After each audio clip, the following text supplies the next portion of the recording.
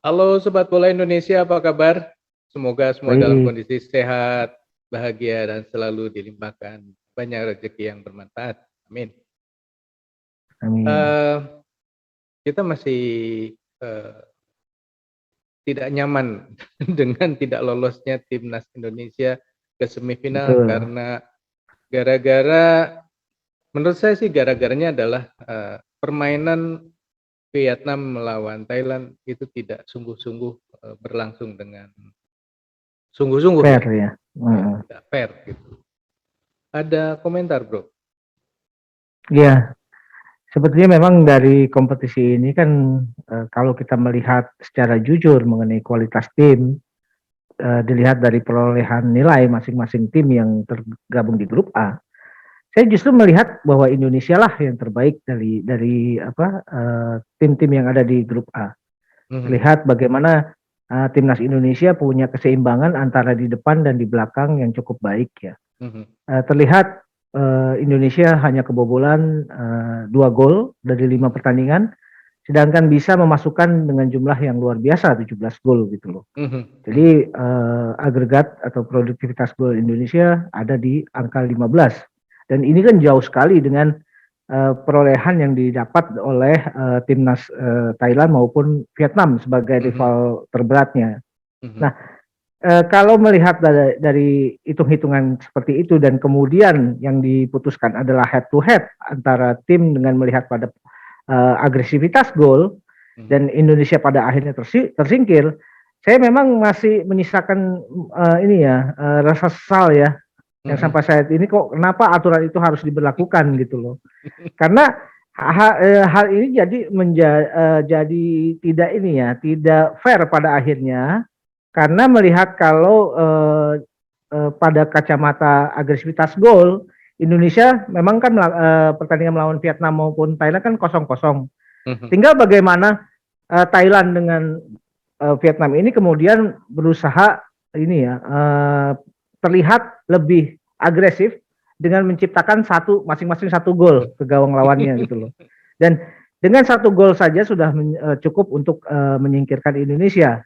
Karena saya pikir juga begini, hitung-hitungan di atas kertas bahwa timnas Indonesia adalah timnas yang paling berpotensi untuk menjadi juara. mhm, Terlihat dari kualitas permainan memang terlihat ya, tergambar bahwa Indonesia paling siap untuk menjadi juara. mhm, Kemudian ada juga faktor tuan rumah. Dan mhm, inilah gilanya publik sepak bola Indonesia, fans sepak bola Indonesia yang tidak pernah ada di negara-negara lain. Bahkan untuk pertandingan di level-level under 16, under 19, 20 sampai 23 sampai senior itu semua menarik magnet untuk para pencinta sepak bola Indonesia untuk datang ke stadion. Dan mhm, ini yang tidak pernah ada di negara-negara lain gitu loh. mhm, Paling kalau negara lain yang terlihat pada gelaran-gelaran di tingkat senior. mhm, Mereka sepertinya fans itu baru bersedia datang ke stadion. Nah, mhm, ini berbeda dengan di Indonesia. mhm, Jadi ini juga kalau dari kacamata lawan, ini juga kan sebagai sebuah ancaman saya pikir. mhm, Kalau mhm, misalkan harus berhadapan dengan Indonesia pada ini ya, pada pertandingan pertandingan yang berjalan gitu loh. mhm, mhm, Karena dukungan fans Indonesia yang begitu besar pada timnas itu kan menjadi suntikan moral tersendiri dan mhm, ini menjadi faktor X yang bisa membuat kelihatan bahwa timnas Indonesia begitu cair bermain, begitu bersemangat, begitu determinan, begitu kuat secara mental. Begitu loh, mhm, Bro. mhm. Ya, ada kabar bahwa manajer timnas Indonesia juga meminta AFF untuk melakukan investigasi. Ada komentar, Ya, Bro? ya memang gini, kalau kita melihat ya, mungkin kalau pertandingan itu masih berjalan kosong-kosong, saya sih masih masih tidak ingin menaruh curiga ya bahwa pertandingan itu berjalan aneh gitu ya. Mhm, Tapi pada saat pertandingan sudah masing-masing memasukkan satu gol, mhm, disitulah skenario main mata ini mulai mhm, kelihatan ya. Main mhm, mata memang bukan suatu yang direncanakan dari sejak awal, tapi mereka melihat pada kemungkinan-kemungkinan gitu loh. Kalau misalkan mereka harus bermain force tetap ya dengan mhm, cara-cara yang normal, itu justru akan menguntungkan juga ini ya, menguntungkan Indonesia katakanlah ya kalau misalkan Hmm. terjadi hasil yang berbeda dan itu juga akan merugikan mereka karena mereka jadi terkuras dari segi kebugaran, kemudian juga mereka juga harus memikirkan siapa calon lawan berikutnya Hmm. dan eh, belum tentu apa yang dia lakukan juga itu membuahkan hasil. Artinya Hmm. mereka ya yang ada di depan mata aja yang mereka lakukan. Hmm. Yang sudah pasti menjamin mereka lolos gitu loh. Hmm. Hmm. Dan memang kalau saya lihat dari pertandingan sejak terjadi kedudukan 1-1 itu pertandingan menjadi aneh gitu loh. Karena ada satu momen Hmm. pemain Vietnam itu memainkan bola di area belakang itu hampir 5 menit antara kiper, back, kembali ke kiper, ke back kanan, back kiri, tanpa ada satupun pemain Thailand yang berusaha untuk merebut bola. Dan ini kan sebuah ini ya tidak bagus sebetulnya untuk sebuah standar pertandingan yang menjunjung tinggi nilai-nilai sportivitas. Apalagi kawasan Asia Tenggara ini sedang berusaha membangun image mengenai perkembangan sepak bola di kawasan ini. Dan Hmm. kalau ini yang tersaji, tentu ini akan mengundang tanda tanya dan mengundang juga perasaan skeptis dari para penggila sepak bola dunia bahwa kawasan Asia Tenggara belum bisa lepas dari kepentingan-kepentingan gitu loh. Karena nilai-nilai sportivitasnya seperti ditinggalkan gitu loh, Bro. Ya, ya, ya, betul. Ya, kemudian ST juga berkomentar bahwa sistem penilaian yang diberlakukan di AFF ini juga dianggap sudah usang. Ya, Apakah seperti itu, Bro? ya kalau kita melihat seperti itu ya, memang akhirnya ini menjadi tidak up to date lagi. Hmm. Karena mungkin bisa jadi ya, kenapa ini bisa kemudian berlangsung pertandingan-pertandingan seperti Vietnam dan Thailand di kondisi babak 1-1 tadi.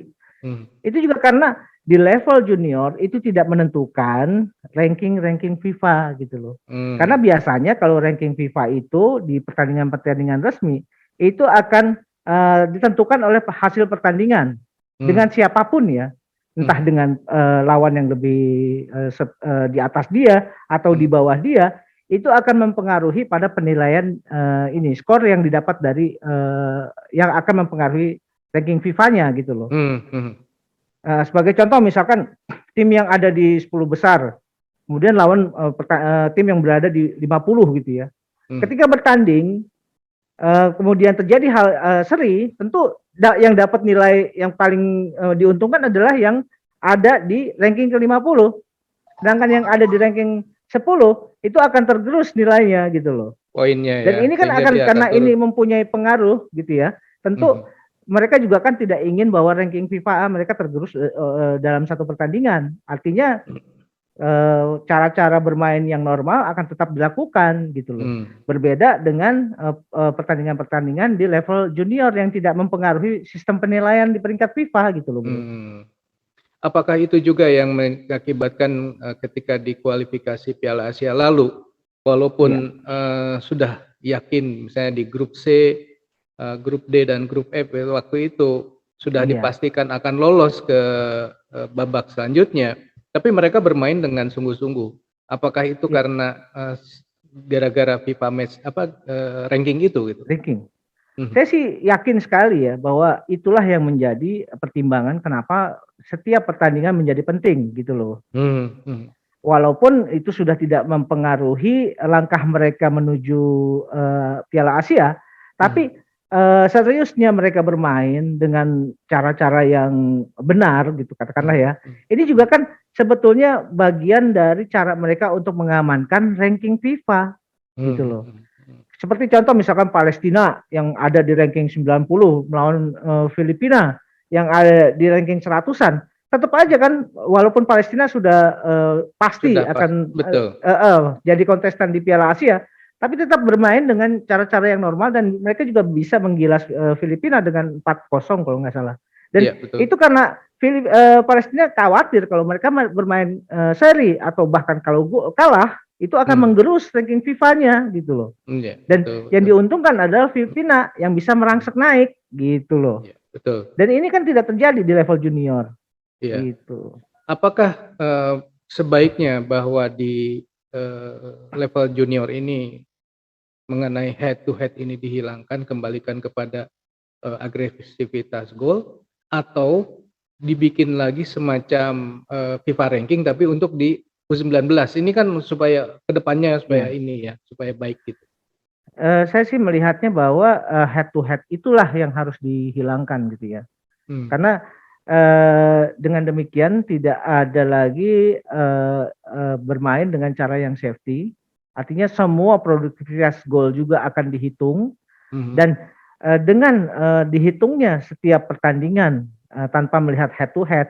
Artinya setiap tim pada saat menghadapi satu pertandingan itu akan bermain dengan cara yang wajar, dengan penuh determinasi, dengan penuh semangat dan spirit untuk mendapatkan nilai yang lebih baik. Syukur-syukur bisa menang dengan jumlah gol yang besar karena ini akan mempengaruhi nilai nantinya gitu loh. Jangan lagi pakai head to head gitu loh. Jadi kan sayang kalau pemain dia sudah menciptakan gol sedemikian banyak dengan jumlah nilai kemasukan gol juga yang minim, tapi hanya gara-gara head to head mereka tidak bisa lanjut gitu loh. Itu sangat disayangkan sebetulnya. Iya, betul betul. Oke, Sobat Bola, itulah obrolan kita mengomentari mengenai bagaimana sistem penilaian di AFF U19 kemarin yang mengakibatkan Indonesia tersingkir karena ya laga Vietnam dan Thailand yang diperkirakan tidak berlangsung secara sungguh-sungguh. Menurut Sobat sendiri, ada komentarnya? Silahkan ditulis di kolom komentar. Kita tunggu. Untuk sementara, sekian dulu videonya. Kita akhiri dan sampai jumpa di video yang akan datang. Bye. Terima kasih, Bro. Thank you, Bro.